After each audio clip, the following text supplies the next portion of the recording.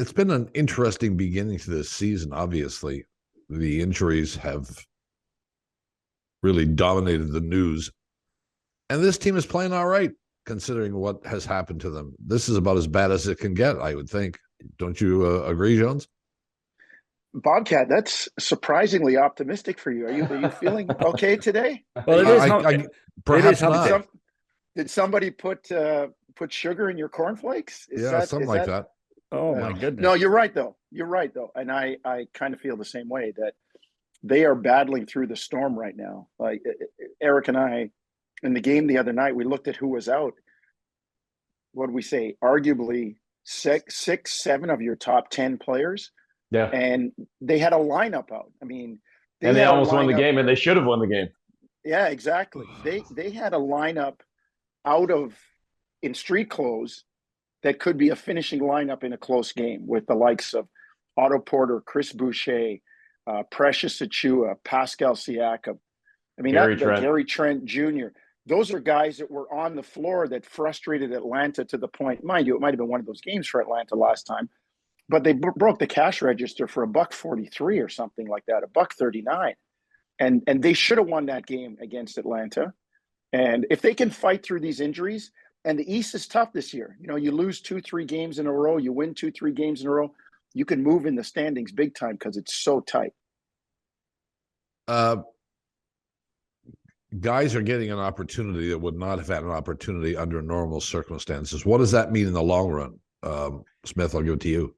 I think clearly, I mean, we all would know, I think when this happens, it gives an opportunity to a guy that ordinarily might not be playing some minutes, and it's an opportunity to kind of get in the coach's good graces. And I think the guy that maybe we would put at the top of that list right now would be Malachi Flynn, because he's kind of been much maligned over his couple of years here in Toronto where he hasn't been able to truly find a role. He's played really well so far, I think, in the limited time we've seen him. Yeah. And he's Yeah. been one of the more reliable 3-point shooters for a team that, at least over the last 4 or 5 games, is shooting around 25% from distance. So they need the shooting, let alone his ability to get to the tin. And I'm sure learning under the wing of a Fred VanVleet, sort of finishing as a small man in the lane and whatnot. So I've been impressed by Malachi. And the other guy, I guess, Bob, that really stands out big time is a guy that was going to have a role, but not this much of a role. And that's Thaddeus Young. Like, he's played incredibly, especially when you factor in playing sort of undersized, playing the 5 for a guy that came into the league as a 3, then started playing the 4. Now he's playing the 5, going up against a bunch of bigs and a bunch of guys that are a heck of a lot bigger than him, a heck of a lot younger than him. He has been a major common presence. And somebody made the mention the other day to Freddie VanVleet in asking about Thad's role right now. It was sort of posed to Fred. Does he remind you kind of just his role, not his necessarily his game, but his role and the veteran that he is, the mind that he has? Does it remind you of having Marc Gasol back? And Fred's like, that's a great comparison. The impact he has on our team, where it's beyond just the stats, it's the intangibles, it's the passing from the high post, orchestrating the offense, all that stuff. And then I talked to Thad yesterday. One of the things he said that he's often trying to point out to guys on the floor, when he makes a pass, he's already saying, make the hockey pass. He's pointing to the next guy. He's saying, I'm not giving it to you for you to shoot. I'm giving it to you to make the next play, because he's seeing that and he's trying to instill that in a lot of the guys. So I think his role right now can't be kind of heralded enough. The question for me becomes, what does this mean when everybody's healthy?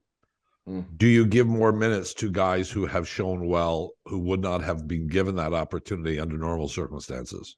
I think it depends on the situation, Bobcat. If you're struggling or the team is struggling, I mean, it's classic pro sports, team sports, that you have injuries, other guys get an opportunity. If they show well and can keep the ship going in the right direction, then when your starters, or you don't lose your job because you're injured, when those people come back, they're working themselves back. You'll allow them some time, but you may have a shorter leash until those guys really hit their stride, knowing the other guys are okay.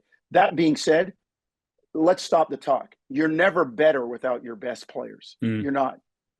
So it elevates the level of play. The old adage, a rising tide lifts all boats. Those guys come back. The other guys have already been playing well. It gives Nick combinations to go to.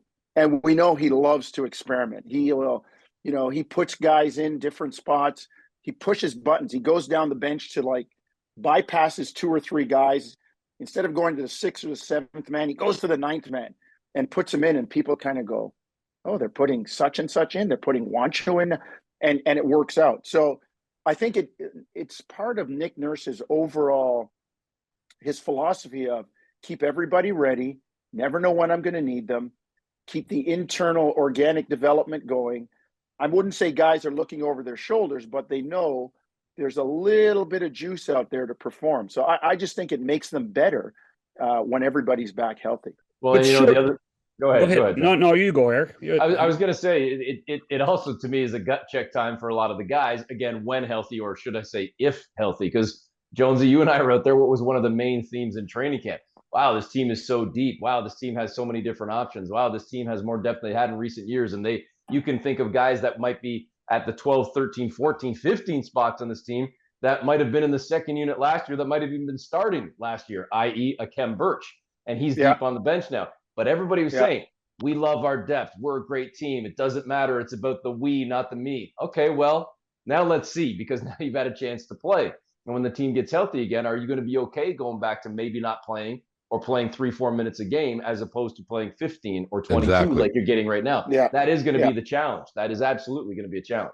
But unlike Mr. Sunshine McCowan here, I've got to ask the question: why this team is so injured?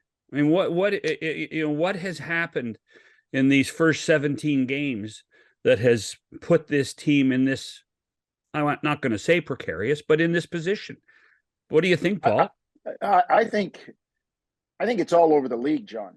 Okay. And it was interesting theory I heard in talking to former Chicago Bull and Canadian national teamer Billy Wennington. He said the guys work out, but they don't play basketball anymore. They don't play pickup. They're working out, but they're not used to all these movements with this intensity early in the year. Let's face it, 25 years ago, you came to training camp to get in shape. There were 2-a-days. It was longer. They don't have that now. The collective agreement only lets you on the floor so many times, so many 2-a-days. And guys are working out more in the summer, but they're in good shape. He thinks they're not necessarily in great basketball shape. And you get pulls and strains and stuff like that. And then the sheer intensity, I think, of the schedule ramping up so quickly. Mm-hmm. It happens a lot around the league. Some of it freak injury. Scotty Barnes has stepped on, he's still in the lineup, but that left ankle has stepped on so many people so many times in the last 3 or 4 games. I mean, maybe it cost him the game at the end when he couldn't elevate for a dunk or to make a layup. I don't know if it's just Toronto, John, or it's kind of a league-wide thing when you look at, some of the top names.